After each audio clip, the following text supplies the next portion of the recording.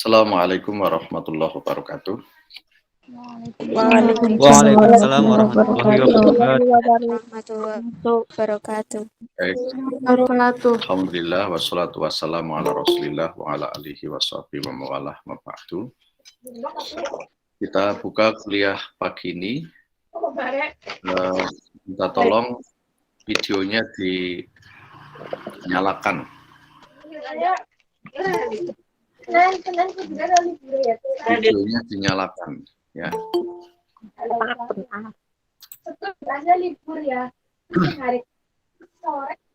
Tolong itu Manda, kalau di situ lagi ada orang ngobrol dimatikan dulu. Baiknya Anda kuliah di ini ya, di tempat yang tidak ramai ya. Baik, kita buka kuliah pagi ini dengan bersama membaca suratul Fatihah, Al-Fatihah. A'udzubillahi minasyaitonir Alhamdulillahirrahmanirrahim. Maliki yaumiddin. Iyyaka na'budu wa iyyaka nasta'in. Shiratal mustaqim. Shiratal ladzina an'amta 'alaihim ghairil maghdubi 'alaihim waladdallin. Amin. Raditu billahi rabba wa bil islami dina wa bi Muhammadin nabiyya wa rasula. Rabbi zidni ilma warzuqni fahma. Baik, kita hari ini akan membahas dua hal. Yang pertama, pendidikan sebagai ilmu. Arah topik ini adalah untuk memahamkan kita semuanya tentang ilmu itu apa. Ya, karakteristiknya, cirinya, sampai kemudian nanti kita akan ketemu sebuah pemahaman bahwa pendidikan itu ya sebagai ilmu begitu. Sehingga lahirlah bidang ilmu pendidikan. Oleh karenanya saya kira menjadi penting untuk kita memahami substansi pendidikan sebagai ilmu agar kita nantinya memiliki kesefahaman atau pemahaman tentang bahwa untuk mengkaji ilmu pendidikan ini kita paham tentang metodenya, caranya, termasuk bagaimana ilmu ini membutuhkan support dari berbagai disiplin ilmu yang lain. Ini penting untuk memahamkan kita bahwa salah satu hal yang harus kita kuatkan adalah tidak ada ilmu yang hari ini bisa berdiri sendiri. Semua ilmu saling terkait sebetulnya. Ada pendekatan multidisiplin, tidak lagi monodisiplin. Bahkan bukan hanya multi, tetapi juga sudah interdisipliner. Jadi antar disiplin sudah saling saling terkait untuk mengkaji sebuah objek. Tentu dengan mendekatkan perspektif yang saling berbeda pada mulanya untuk melihat satu persoalan dengan perspektif yang lebih komprehensif. Maka sekarang juga sudah berkembang setelah interdisiplin, kemudian muncul transdisiplin. Jadi trans itu kan kesana kemari gitu ya. Ilmu itu saling menguatkan, saling membentuk, saling memunculkan ilmu-ilmu baru begitu ya. Sehingga sesuatu yang dulu tidak menjadi fokus kajian sekarang sudah menjadi fokus kajian karena ada ilmu yang masuk untuk menguatkan itu. Sehingga kalau menurut saya sekarang persoalan linearitas itu menjadi sesuatu yang semakin kabur gitu ya. Di saat kita membutuhkan tinjauan-tinjauan lain tentang sebuah disiplin ilmu. Gitu ya. Linearitas itu tidak lain adalah untuk menguatkan basis keilmuan dasar kita. Tapi dalam konteks bahwa ilmu yang kita kuasai ini digunakan, maka dalam banyak hal tidak bisa, misalnya pendidikan tidak disupport dengan ilmu lain. Dulu orang bicara pendidikan seolah-olah tidak ada kaitan dan ilmu kesehatan. Hari ini tidak bisa tidak.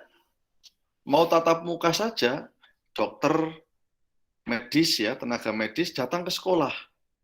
Untuk apa? Memastikan ruang kelasnya memenuhi standar kesehatan. Anaknya divaksin dulu. Seperti Anda ini ya. Ini perlu saya sampaikan sekaligus sosialisasi informal karena secara formal lagi disiapkan suratnya. Kemarin sudah kita putuskan setelah UTS nanti semester 1 dan 3 untuk kuliah tatap muka di kampus ya. Jadi Anda nanti setelah ujian tengah semester kuliah ke kampus ya. Secara terbatas. Nanti ada aturannya oleh fakultas masing-masing, teknisnya, caranya begitu ya. Pergantiannya bagaimana, separuh-separuh dulu gitu ya. Kelas dibagi 2, yang separuh off, yang separuh on gitu. Yang pasti semuanya nanti harus dilakukan dalam rangka untuk persiapan-persiapan yang lebih luas pada kedepannya. Sehingga Anda sudah mulai siap ya, bagi yang belum vaksin, segera vaksin, karena syaratnya nanti harus vaksin, harus sudah vaksin. Ini sekarang di kampus lagi banyak program vaksin ya, hari ini juga lagi ada vaksinasi ribuan. Tolong bagi mahasiswa, termasuk Anda yang belum vaksin, segera daftar ya, melalui SEMA Dema ya, melalui Dema, panitia dari Dewan Mahasiswa, Eksekutif Mahasiswa. Silahkan, kalau belum tahu info, ketua kelasnya bisa cari info ke HMC-nya atau ke fakultas ya.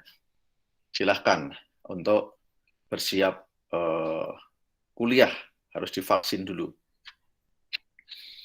Nah, ini hari ini sudah begitu.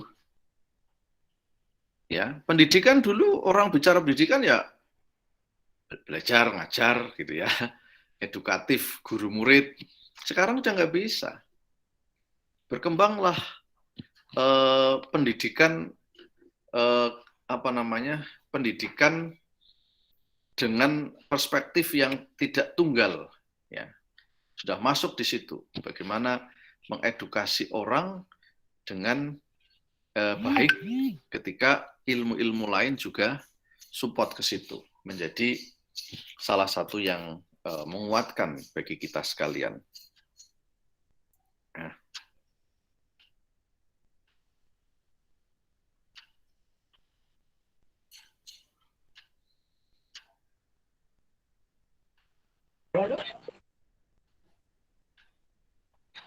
Pak, mau tanya UTS-nya sih kapan ya, Pak? Gimana? UTS-nya sih kapan? Kamu hidupkan dong videonya. Tolong videonya dinyalakan ya. Anda UTS-nya kan coba lihat di itu timeline kuliah, Mas. Timeline kuliah kan ada ya. Kamu kurang gaul lah Gus ini. Baca timeline kuliah yang diberikan. Kuliah.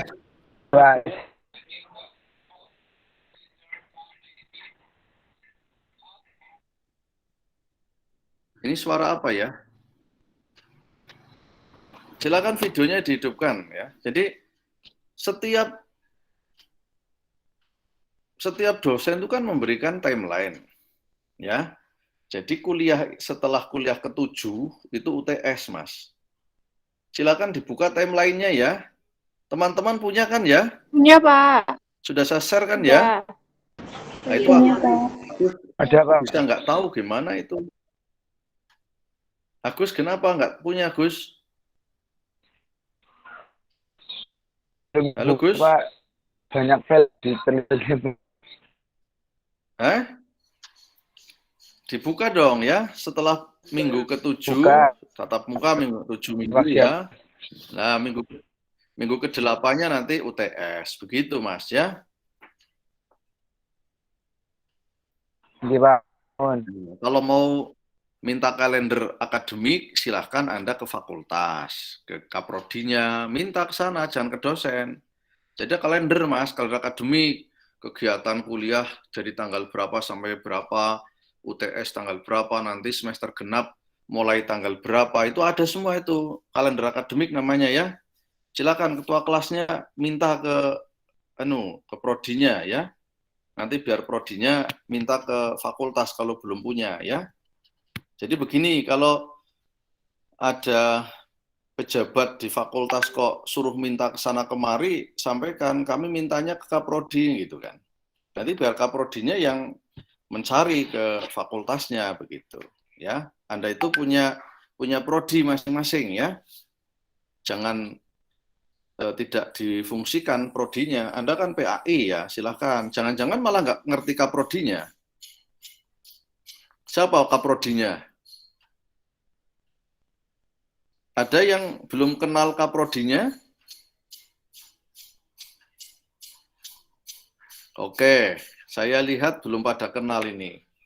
Anda silahkan. Kalau perlu adakan permintaan pertemuan dengan Kaprodi ya secara online itu bisa. Anda punya Kaprodi. Kalau belum tahu ketua kelasnya cari tahulah ke fakultas ya. Ada Kaprodi, ada Sekprodi gitu ya. Silahkan. Oke. Itu ya, Gus ya. Iya, Pak. Jangan tidak gaul, Gus. Kacau kamu nanti jadi mahasiswa nggak gaul ya. Baik, kita mulai dulu.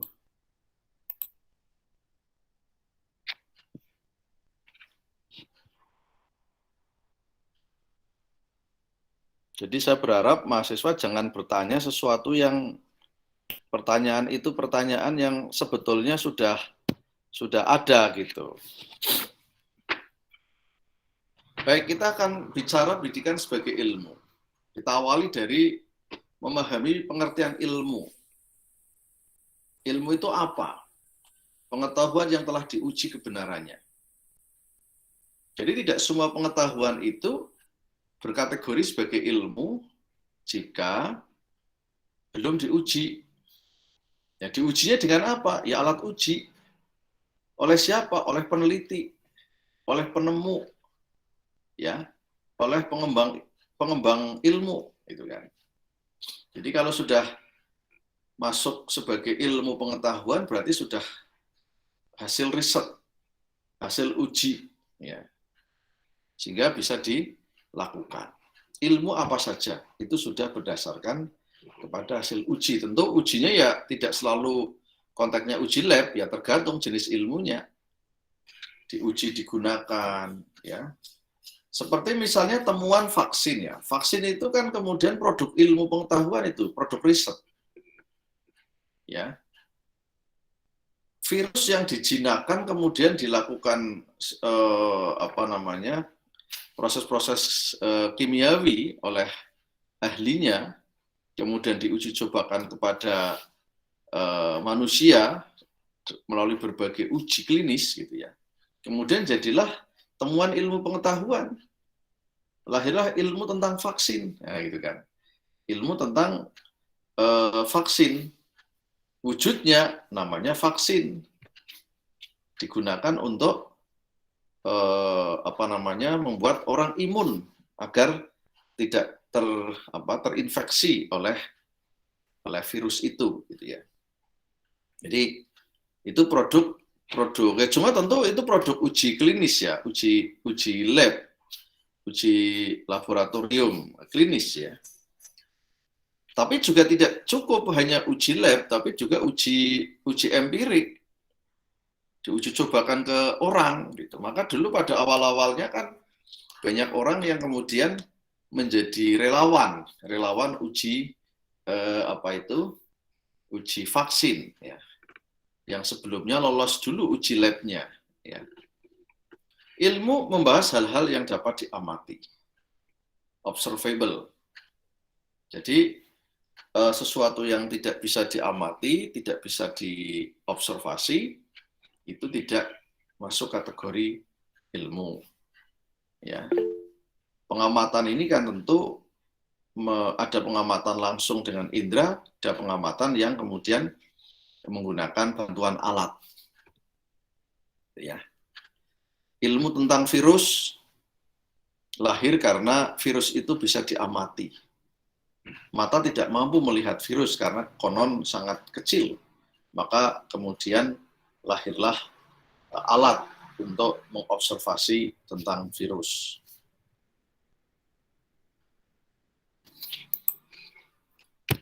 Ciri ilmu ada 5. Yang pertama, ilmu itu harus jelas objeknya. Ini masuk dalam ranah kajian ontologi ilmu. Jadi ada istilah ontologi. Yang kedua, mempunyai cara atau metode. Metode apa? Metode menemukan, metode mengembangkan, termasuk metode menggunakan. Jadi ilmu itu punya cara. Pendidikan ya ada caranya, ada metode. Maka ada muncul istilah metode pendidikan atau metodologi pembelajaran. Metode pendidikan ya. Kalau PAI ya metode pembelajaran PAI misalnya. Ini masuk ranah epistemologi ilmu. Kemudian yang ketiga bersifat sistematis. Sistem, bukan sistem. Kalau sistem itu lebih mengarah kepada cara, teknik. Jadi kalau sistem itu berarti di dalam ilmu itu ada unsur-unsur, ada komponen-komponen pembentuknya. Yang antar komponen ini saling terkait dalam satu kesatuan. Itu sistematis. Ada alurnya, ada urutan-urutannya, ada unsur-unsur yang membentuknya, sehingga menjadi satu bangunan ilmu. Yang ketiga bersifat universal. Nanti kita bicarakan, universal ini kan istilah yang menggambarkan bahwa ilmu ini jangkauannya luas, dunia. Yang kelima, ilmu itu cirinya adalah punya manfaat, berguna bagi kesejahteraan manusia. Jadi ilmu itu dilahirkan untuk menunjang kehidupan. Kita awali dari objek ilmu pendidikan. Yang harus kita pahami, setiap ilmu itu punya 2 objek. Objek material dan objek formil atau material dan formal. Objek material suatu ilmu bisa sama antar ilmu. Tetapi objek formalnya pasti berbeda antar ilmu. Manusia itu bisa menjadi objek material dari berbagai disiplin ilmu. Ilmu pendidikan objek materialnya manusia. Sosiologi juga manusia. Psikologi juga manusia. Ekonomi juga manusia. Ya. Kemudian ilmu antropologi juga ada manusianya di situ. Bahkan ilmu kesehatan, kedokteran, medis ya, medicine, kemudian seni juga manusia dan yang lain. Ya. Termasuk ilmu teknik atau teknologi ya, itu juga objek materialnya ada unsur manusianya, meskipun teknik tertentu ya bukan manusia sebagai pengguna ya, pemanfaat. Tetapi pada dimensi ilmu-ilmu sosial atau sosial humaniora itu objek materialnya tuh manusia. Ya. Contoh kalau teknik bangunan ya tentu objek materialnya ya bangunannya itu gitu ya. Tapi kalau dalam konteks ilmu-ilmu sosial tentu manusia ini menjadi objek material, termasuk ilmu humaniora. Nah, bahasa itu juga manusia ya, objeknya, materialnya. Karena produksi dan pengguna itu bahasa adalah manusia. Itu ada unsur manusianya di situ. Yang kemudian tetapi objek formalnya beda. Ilmu ekonomi objek materialnya manusia, tetapi formilnya beda. Kalau pendidikan itu objek formilnya adalah manusia yang ada dalam interaksi edukatif. Jadi situasi khusus. Tidak semua aktivitas manusia itu menjadi objek formalnya pendidikan. Kemudian metode atau pendekatan berpikirnya ada deduktif, ada induktif. Ya, yang lahir kemudian pendekatan atau kerangka berpikir deduktif ini menggunakan analisis teoritis dalam bentuk kerangka berpikir dan hipotesis. Yang itulah yang kemudian dalam dunia penelitian disebut dengan pendekatan kuantitatif. Yang kedua adalah metode induktif atau dengan pendekatan kualitatif. Data-data di lapangan dibuat generalisasi. Ya, jadi fakta-fakta kecil kemudian disimpulkan menjadi bangunan besar, sedangkan deduktif itu dari umum ya, dari kerangka umum kemudian diuji secara lebih spesifik. Sistematis tadi sudah saya sampaikan ada uraian suatu rangkaian yang menyeluruh yang di dalamnya ada bagian-bagian yang saling tergantung. Ini tadi sudah kita jelaskan. Kemudian universal berlaku di mana saja secara umum. Mempunyai dasar aksiologis, ada gunanya nilai dalam membangun kehidupan manusia. Ilmu ini harus ada manfaatnya. Sifat ilmu pendidikan terbuka, teoritis, praktis, normatif, dan deskriptif. Sifat yang pertama terbuka. Ilmu ini butuh bantuan ilmu lain. Nah, tadi sudah saya sebut ya. Ilmu pendidikan butuh psikologi. Karena akan mengembangkan manusia. Manusia itu pada aspeknya, aspek mentalnya, aspek psikisnya, maka butuh psikologi. Kemudian antropologi, sosiologi, bahkan bahasa, agama, filsafat, politik. Ya, ini ilmu-ilmu yang dapat digunakan untuk membantu ilmu pendidikan. Yang kedua, teoritis, mengkaji bidang keilmuan secara luas sampai hal yang sekecil-kecilnya atau atomistik. Jadi dikaji sampai mendalam. Yang ketiga, bersifat terapan atau praktis. Teori yang dikaji, ya, yang digunakan untuk melancarkan proses pendidikan. Jadi ada teorinya. Yang teori itu kemudian diaplikasikan, digunakan. Normatif, memiliki ciri, dasar, aturan yang mendukung aturan yang sudah baku. Jadi ada norma. Ya. Deskriptif menggambarkan suatu secara apa adanya, tidak manipulatif. Nah, ini ilmu pendidikan masuk kategori ilmu terapan. Ya. Ilmu pendidikan juga sebagai ilmu teoritis dan ilmu praktis, karena ada teori dan dipraktekkan. Ilmu normatif artinya adalah ilmu yang dikembangkan dengan mempertimbangkan manfaat, tidak manfaat, baik dan buruk, norma. Ya. Nah, ini ilmu bantu yang tadi sudah kita bicarakan, ada filsafat, maka muncul filsafat pendidikan. Psikologi, ada 3 psikologi yang harus Anda pelajari untuk menguatkan ilmu pendidikan. Psikologi perkembangan, psikologi pendidikan, dan psikologi belajar. Ini dari aspek psikologi, kemudian antropologi, sosiologi, maka lahirlah sosiologi pendidikan. Antropologi pun bisa antropologi pendidikan, administrasi pendidikan. Jadi untuk mengatur administrasi, menata administrasi, maka dibantu dengan ilmu administrasi, manajemen, ilmu kesehatan, ilmu gizi, dan ilmu-ilmu lain yang berkaitan dengan kegiatan pendidikan. Itu semua dibutuhkan agar keberadaan ilmu pendidikan ini semakin kuat, ya, semakin kokoh. Baik, kita lanjut nanti biar kalau mau tanya belakangan ya. Pertama selanjutnya kita akan belajar pendidikan sebagai sistem. Nah, tadi sudah saya singgung ya, sistem itu beda dengan sistem. Kalau sistem itu terkait dengan rangkaian unsur, rangkaian komponen yang saling terkait membentuk satu kesatuan, itu sistem. Sekolah itu sistem. Di dalam sistem sekolah itu ada guru, ada murid, ada fasilitas, ada sarpras, dan lain-lain.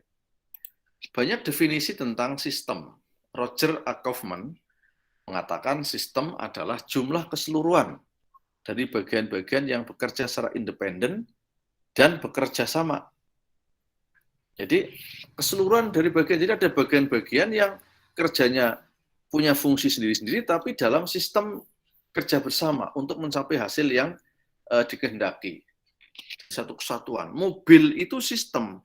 Ada roda, ada prosneleng, ada gas, ada karburator, ada bensin, ada mesin, ada bodi, ada jok. Itu keseluruhan dari ada bagian-bagian namanya mobil. Masing-masing bekerja mandiri. Roda ya begitu. Roda nggak bisa menggantikan bekerja menggantikan karburator. Tapi ini bekerja bersama pada waktu yang sama. Karburatornya jalan, mesin jalan, tapi banyak gembos yang nggak akan mencapai tujuan, itu kan? Karena tidak jalan semua bagian-bagian itu. Nah, kemudian ada lagi Notonegoro mendefinisikan sistem adalah suatu rangkaian keseluruhan kebutuhan kesatuan, hampir sama. Webster Third New International Dictionary atau kamus internasional yang disebut dengan Webster ini nama kamus ya. Sistem itu suatu kesatuan kompleks yang dibentuk dari berbagai bagian. Tadi sudah saya jelaskan, ada bagian-bagian bentuk satu kesatuan. Sekumpulan objek yang bekerja sama dan interaksi yang teratur. Kesimpulannya, sistem adalah ini suatu rangkaian keseluruhan kebulatan kesatuan dari komponen yang saling berinteraksi atau interdependensi. Jadi interdependensi itu maksudnya apa? Saling tergantung. Inter itu kan saling. Dependent itu menggantungkan atau tergantung. Atau independen mandiri. Saling tergantung karena apa? Tidak akan bisa bekerja sama kalau antar komponen itu tidak saling support untuk mencapai tujuan. Ada kesatuan, ada komponen, ada hubungan, ada gerak atau dinamika, dan ada tujuan. Jadi ini unsur ya, unsur dari sistem. Ya. Ada kesatuan antar organ. Kesatuan organ itu karena di dalamnya ada komponen, ya, ada komponen, ada unsur, ya, yang saling bekerja sama.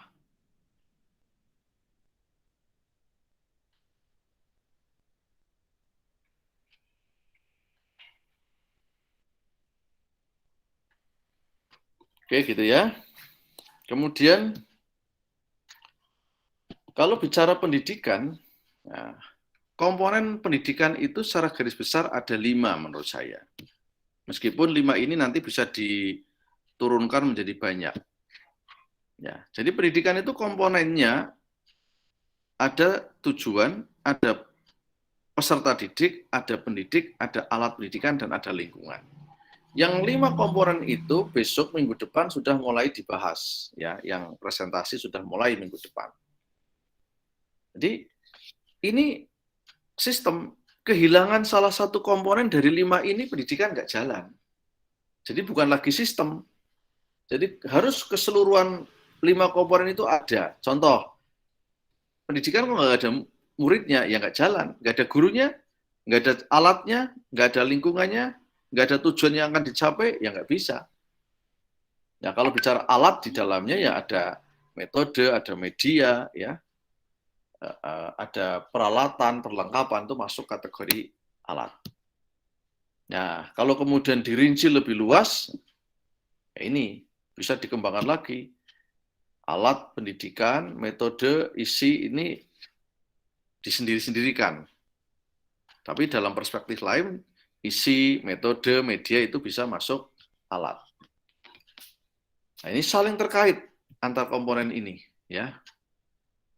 Sehingga kalau bicara pendidikan itu ada masukan atau input yang disebut dengan raw input, ada proses dan ada hasil. Ya. Ini yang saya kira menguatkan pemahaman kita terkait dengan sistem pendidikan, ya.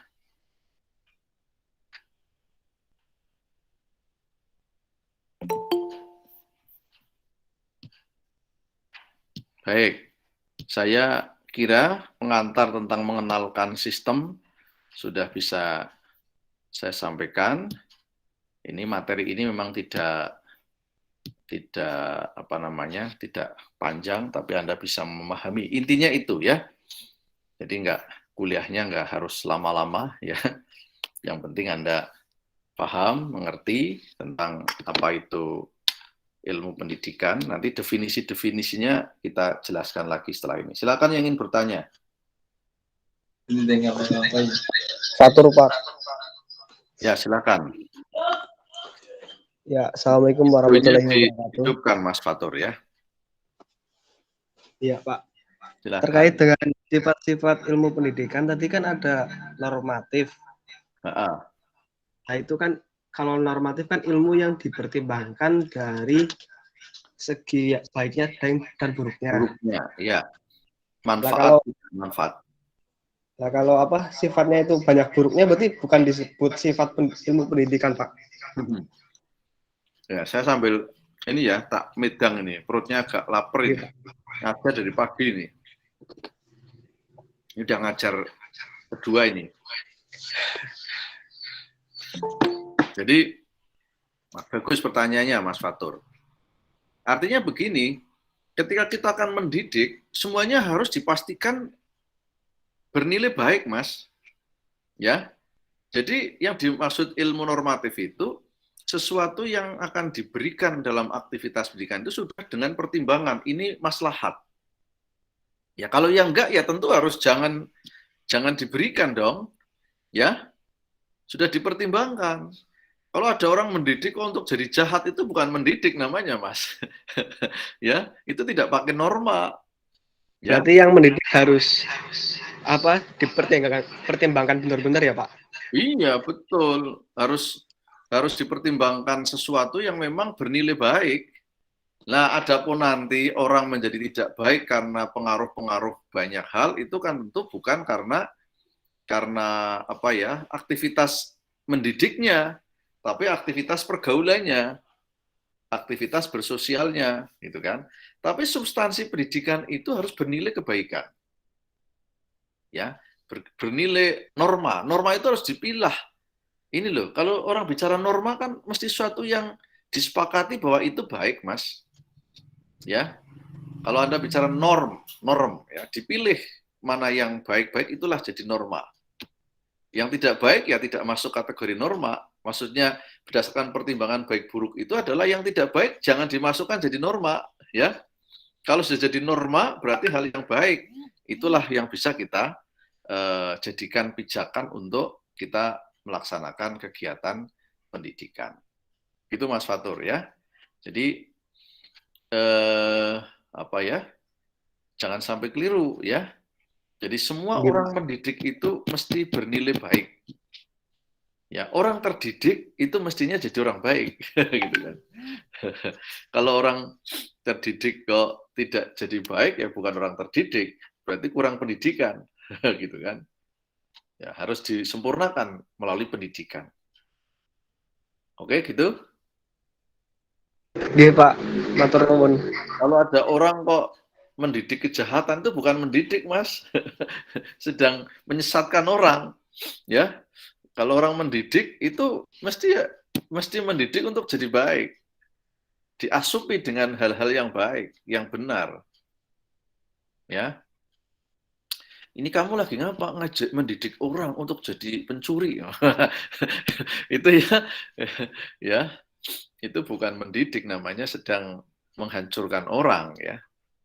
Kalau mendidik tentu bagaimana agar Anda jangan jadi pencuri. Karena norma kita menyepakati mencuri itu bukan norma baik gitu, Mas. Oke, yang lain kalau ada. Saya, Pak. Ya, Wisnu. Saya, Pak. Wisnu, setelah Wisnu, Saya, Mbak Anindya, terus Fahmi. Saya, Pak. Ya, silahkan. Ya, setelah itu Aisyah. Silakan Mas Wisnu. Nama saya Wisnu Arjun, ujung NIM 32, ingin izin bertanya, Pak. Kaitannya ilmu pendidikan itu... Mas, sorry Mas. Suaranya kurang keras.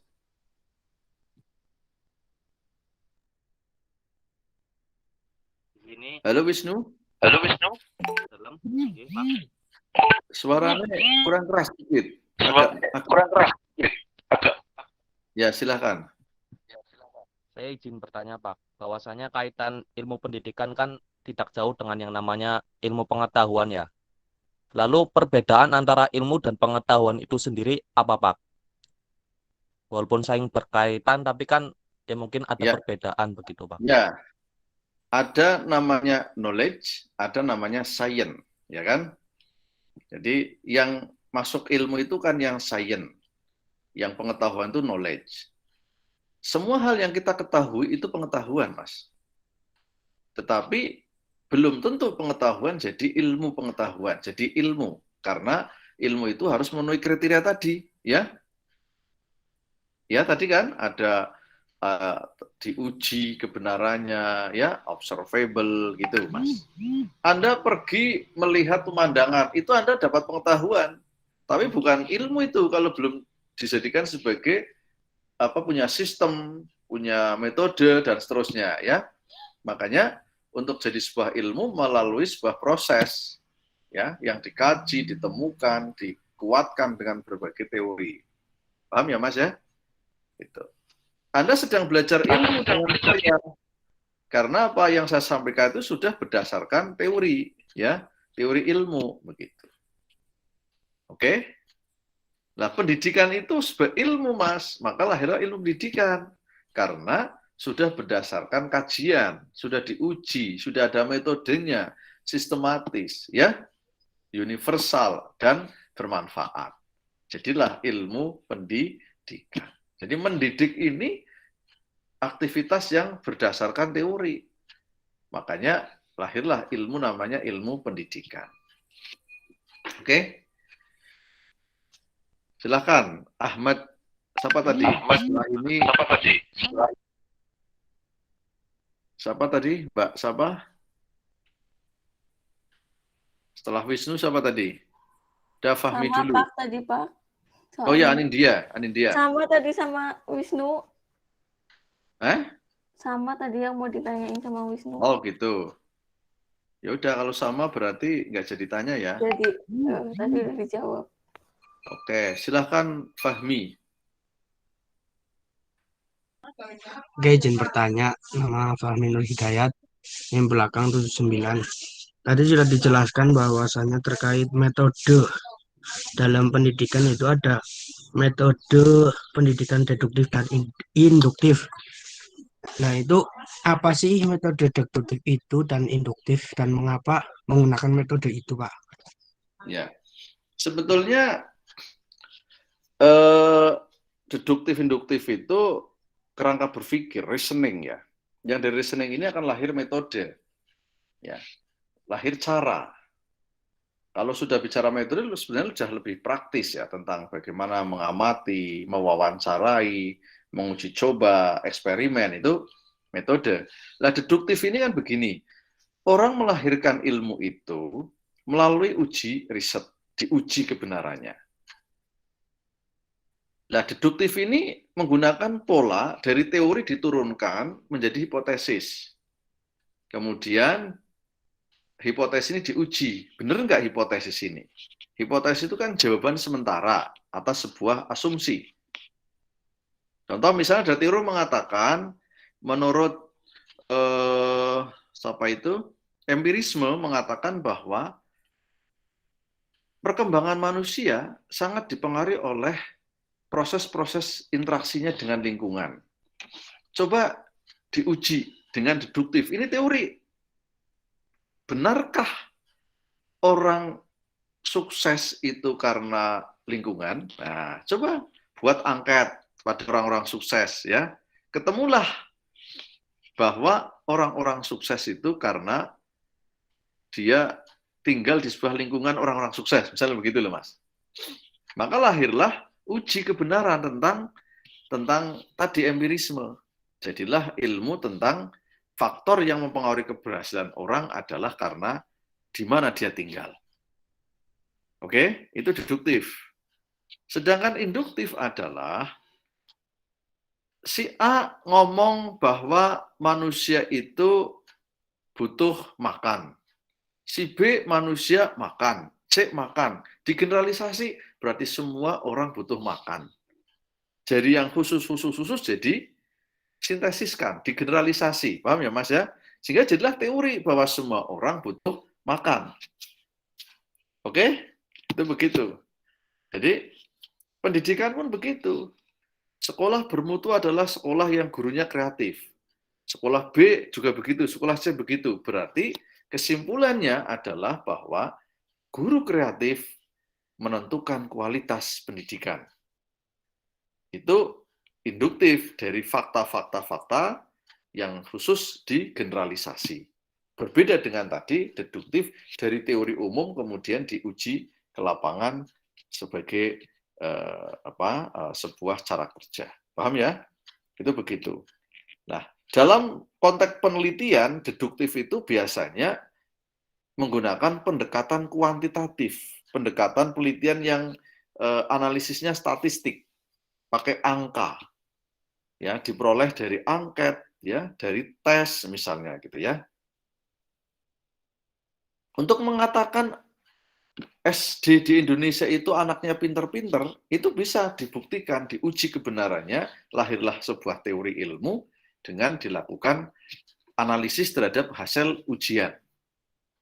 Ya, nah ini pendekatannya adalah pendekatan kuantitatif. Silahkan, yang lanjutnya Aisyah Puan Maharani.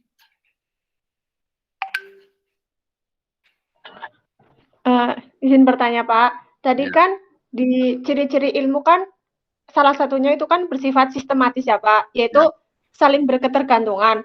Kalau semisal dari unsur itu ada yang nggak berketergantungan, itu masih bisa disebut dengan ciri-ciri ilmu atau tidak? Terima kasih. Jadi yang disebut sistem itu ada unsur, ada komponen yang saling bekerja. Kerjanya sendiri-sendiri tapi dalam sistem yang kesatuan.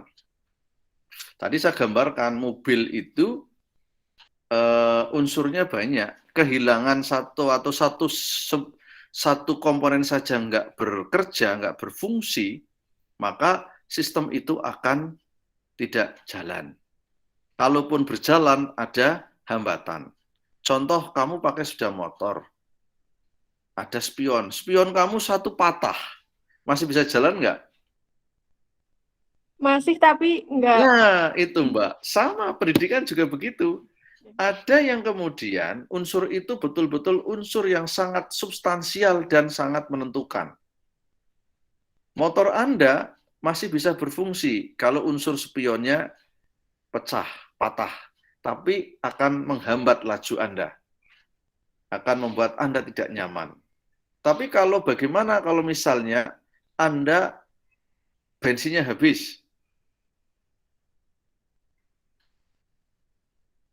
Ayo, Mbak Aisyah. Anda pakai sepeda motor, bensinnya habis. Ini kan bensin unsur ya, komponen ya, bagian dari sistem motor. Macet kan, mandek kan? Iya, nggak bisa jalan. Itu ada yang tidak bisa jalan.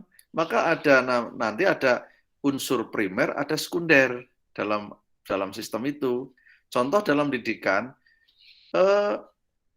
pendidikan, kok nggak ada murid, nggak ada peserta didik, jalan nggak? Nggak jalan, itu kan. Saya mau ngajar ini, nggak ada Anda satupun, gimana saya? Sama dengan bensin tadi. Tapi kalau kemudian ada unsur namanya alat. Alat itu macam-macam. Misalnya alat online, ada Zoom meeting, ada Google Meet. Kalau nggak pakai Zoom, pakai Google Meet, tetap jalan bisa nggak? Bisa. Bisa. Tapi mungkin tidak sekomunikatif ini. Cukup dengan WA, ya kan? Saya ngajar WA, nge-share materi, Anda bisa jalan. Tetapi tidak bisa optimal. Oke? Seperti itu gambarannya, memahami sebuah sistem. Ada yang primer, ada yang sekunder. Lah yang primer ini yang harus dijaga. Lah yang 5 unsur tadi dalam pendidikan yang saya sebut primer itu. Ya. Yang sekunder itu pengembangannya. Ya kan? Guru itu primer ketika pembelajaran langsung. Hadirnya guru itu primer. Tapi ketika guru kemudian menggunakan sumber belajar lain, bisa guru digantikan. Contoh, Saya nggak hadir, tapi Anda bisa tetap bekerja. Tapi tetap ada saya substansinya. Menggunakan instruksi, tapi kehadiran saya tidak bersama Anda terus-terusan. Oke, Mbak Puan dan teman-teman, karena saya ada acara yang nggak bisa tatap muka, saya kasih materi, silahkan diresum, ya kan? Saya hadir, tapi hadirnya saya sebagai seorang yang memberikan ini instruksi, menyiapkan materi. Tapi prinsip pendidikan nggak mungkin tanpa guru, gitu kan? Tanpa pendidik. Tapi hadirnya langsung guru bisa digantikan oleh media. Saya ngerekam di Zoom, ya kan? Tapi kan tetap ada saya, tapi saya tidak hadir langsung. Pasti beda. Anda melihat apa materi saya melalui rekaman YouTube misalnya dengan hadir begini. Kalau hadir begini Anda kan duduk perhatikan. Kalau pakai YouTube mungkin sambil tiduran, malah ke bawah tidur kan? Jadi itu begitu pemahamannya, ya. Baik, masih ada? Izin bertanya. Sudah tergambar ya, Mbak Aisyah? Sudah Pak, sudah paham. Silakan, Mas Ahmad Zainuri. Ya, perkenalkan nama saya Ahmad Zainuri, NIM belakang 35. Izin bertanya Pak, kan lingkungan pendidikan ada lingkungan pendidikan formal dan lingkungan pendidikan non formal. Itu bedanya gimana Pak? Ya, jadi kalau lebih lengkapnya sebetulnya tripusat pendidikan ada 3 Mas, bukan hanya formal dan non formal, ada informal ya. Jadi informal, formal dan non formal. In itu ada dalam kehidupan terdekat dengan kita, yaitu keluarga. Dalam kehidupan kita keseharian, orang lingkungan terdekat kita. Sedangkan formal adalah sering dikenal dengan lingkungan pendidikan persekolahan. Kayak kita ini kan persekolahan ini resmi, ada aturannya, ada SK-nya, ada kurikulum tertulisnya ya, lulus nanti ada ijazahnya, kuliahnya ada jadwalnya, ada RPS-nya, jam kuliahnya terstruktur, ada UTS dan seterusnya. Itu formal, Mas. Anda ngerti kan arti formal itu kan resmi ya, gitu ya. Kemudian non formal itu adalah lingkungan pendidikan yang diinisiasi oleh kehidupan sosial di masyarakat. Ya. Yang di luar informal dan formal itu non lah, begitu aja gampangnya, ya. Kalau Anda di rumah diasuh orang tua dengan nenek, kakek itu informal, Mas, ya. Tapi kalau Anda nanti masuk madrasah diniyah, TPQ itu sudah non formal. Tentu batasan non formal dengan formal ini seringkali kabur. Hanya karena keketatan aturan dan kesepakatan sebetulnya. Kalau kemudian pesantren diniyah dianggap formal, ya juga formal, tapi di negara Indonesia ini mengkategorikan itu sebagai non formal, Mas. Karena jam belajarnya fleksibel, tidak mengikat, ya, tidak mengikat. Semuanya bisa dikembangkan. Pesantren itu kan relatif longgar, ya, relatif longgar. Anda mau berhenti di pesantren kelas berapapun atau di kitab apapun, tidak masalah. Tetap dianggap sebagai alumni pesantren kan, Mas. Tapi jangan coba-coba kamu semester 2 besok keluar dari UIN, kok ngaku saya alumni UIN tanpa bawa ijazah, Mas. Anda kan saya katakan itu jebolan UIN atau DO-nan UIN, gitu loh, Mas. Ya, itu. Jadi non formal itu fleksibelannya tinggi, ya. Aturan-aturan sistemnya tidak seketat kita ini, ya. Makanya orang pesantren hebat tidaknya bukan karena lama tidaknya di pesantren. Lama tidaknya itu menggambarkan bahwa dia banyak ngaji gitu aja. Tapi belum tentu orang lama itu pinter, Mas. Karena di sana tidur melulu ya nggak pinter. Beda dengan yang waktunya sebentar tapi rajin ngaji misalnya. Gitu ya. Jadi nanti ada topik pada pertemuan keberapa ada tentang lingkungan pendidikan ya, Mas ya. Kita akan perbincangkan lebih jauh. Oke? Masih ada? Saya, Pak, ingin bertanya. Ya, Mbak Wilujeng, silakan. Videonya dihidupkan ya. Ya Pak, saya perkenalkan nama saya Wilujeng Putriana, NIM ujung 208.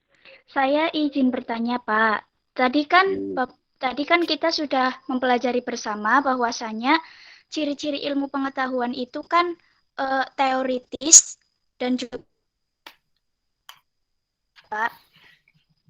Lalu bagaimana jika ada seseorang misal itu belajar ilmu pengetahuan, belajar sesuatu tapi otodidak kayak gitu loh Pak, kayak nggak ada gurunya, belajar sendiri.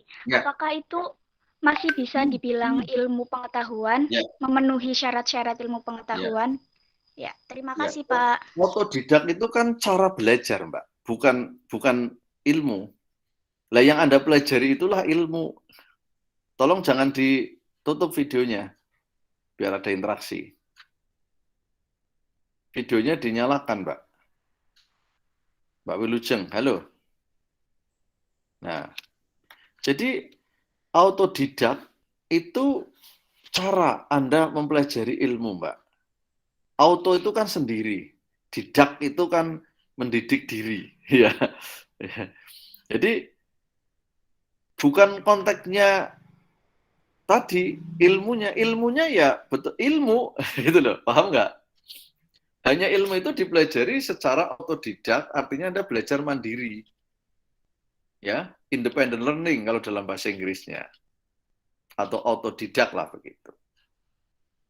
Tidak langsung didampingi oleh manusia sebagai guru. Kapan orang disebut belajar otodidak? Ketika Anda belajar mandiri tapi sudah punya dasar. Kalau belum punya dasar itu menyesatkan, Mbak. Ya, Anda otodidak belajar tafsir, belum dibekali dengan ilmu tafsir. Wah, sesat kamu, Mbak. Nanti jadi, mohon maaf, jadi kayak yang lagi rame itu, siapa yang di YouTube itu, yang sekarang lagi ditahan, ya. Nafsiri ayat seenaknya, akhirnya kacau balau kan, sampai mengatakan sholat, saya nggak sholat karena Quran itu nggak nyuruh saya sholat, itu katanya kan, itu kan ngawur itu. Jadi kapan otodidak itu dilakukan? Ketika kita itu mengembangkan sebuah ilmu karena punya basic, Mbak. Kalau nggak punya basic, sebaiknya jangan otodidak, bahaya itu. Tetapi ilmunya tetap ilmu karena diproduk dengan cara-cara yang tadi dikatakan ada objeknya, ada metodenya, sistematis gitu ya. Yang kamu pelajari ilmu. Jadi cara mempelajari tidak berhubungan dengan ilmu itu dihasilkan. Ya. Anda membaca buku-buku ilmu pendidikan tanpa didampingi saya. Itu otodidak. Tapi sebetulnya tidak ada orang yang otodidak murni, itu nggak ada. Anda membaca buku-buku itu kan karena sudah diberi informasi oleh orang, Pak. Ya. Dan saya katakan, buku itu juga guru. Ini, saya nulis buku ini ya. Ini, saya nulis buku ini, buku saya. Ya, ini buku saya. Ya. Anda membaca buku ini, ada gurunya enggak? Tidak. Ada. Yang nyusun buku ini, tidak Mbak. Secara langsung. Iya, sehingga sebetulnya otodidak itu bukan berarti Anda tidak punya guru. Punya guru. Tetapi tidak bertemu secara muka. langsung ya, Pak. Iya. Sehingga otodidak itu maknanya bukan dalam arti Anda tidak punya guru, Mbak. Ya kan? Ya. Makanya dalam kajian-kajian di tradisi pesantren, kalau mau baca buku biar berkah, hadiah Fatihah lah kepada mu'alifnya, kan gitu kan? Ya, Kirimi doa, biar ilmu kita bersanad, nyambung kepada sang mu'alifnya, sang penyusunnya. Gitu ya. Anda berguru dengan saya, tetapi tidak ketemu muka. Anda berguru lewat pikiran-pikiran saya yang saya tulis di buku ini. Paham ya? Iya, Pak. Matur nuwun ya, Pak. Anda bisa tidak paham dengan apa yang saya omongkan kalau tidak punya basic. Ya, bisa keliru paham karena nggak punya dasar. Banyak orang yang keliru pemahaman karena tidak memahami dasar-dasar. Ujuk-ujuk belajar dari YouTube. Belajar dari YouTube, dari Google, itu sesungguhnya Anda punya guru, cuma gurunya tidak secara langsung. Tidak secara langsung. pemikiran orang yang sudah dipublish lewat Google, lewat website, ya. Tetapi bahayanya kalau tidak dibasik dengan dasar yang memadai, nanti Anda bisa keliru paham, ya. Keliru paham atau fahamnya salah jadinya. Jadi keliru paham mengakibatkan paham yang salah. Hari ini terjadi pada anak-anak muda kita, ya. Baru belajar agama sedikit sudah nyalah-nyalahkan orang karena tidak memiliki cakrawala metodologi yang benar dalam memahami agama, ya.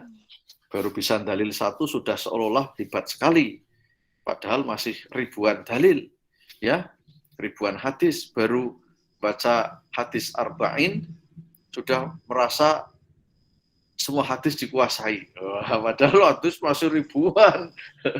Ya, jadi ini yang sering terjadi pada orang-orang yang merasa sudah belajar, yang tadi Anda sebut otodidak. Hati-hati, ya. Oke. Pak, matur nuwun, Pak. Oke, sami-sami. Cukup atau masih ada? Kalau sudah tidak ada, kita cukupkan kuliah kita. Silakan videonya dinyalakan, di screenshot, ya. Terima kasih, kita ketemu minggu depan. Saya harap yang presentasi sudah siap, ya, untuk menyajikan. PowerPoint-nya sebaiknya di-share dulu di grup sebelum perkuliahan agar teman-teman bisa membaca. Terima kasih, kita tutup dengan membaca hamdalah. Alhamdulillah.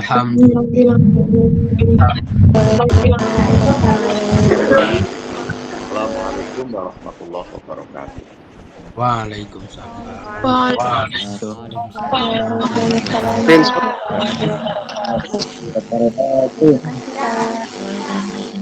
Ya, sama-sama. Tolong yang pakai itu, yang pakai minta tolong ya di screenshot.